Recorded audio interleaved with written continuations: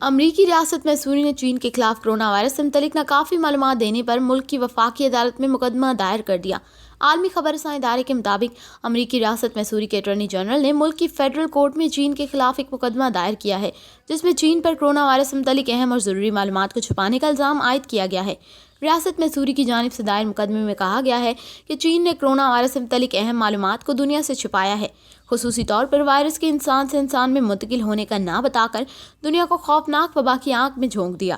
اور عالمی ادارے کو بھی اس اقلیت سے تاخیر سے آگاہ کیا۔ درخواست میں یہ بھی دعویٰ کیا گیا ہے کہ چین نے ووہان میں ایک بڑی تقریب رکھی جس میں 4000 سے زائد افراد نے شرکت کی اور پھر ان افراد کو دیگر ممالک میں بھیج دیا گیا، جس سے یہ وائرس تیزی سے دنیا میں پھیلا۔ اس سے قبل امریکی تاجر بھی چین کے خلاف ایسے ہی مقدمے دائر کر چکے ہیں۔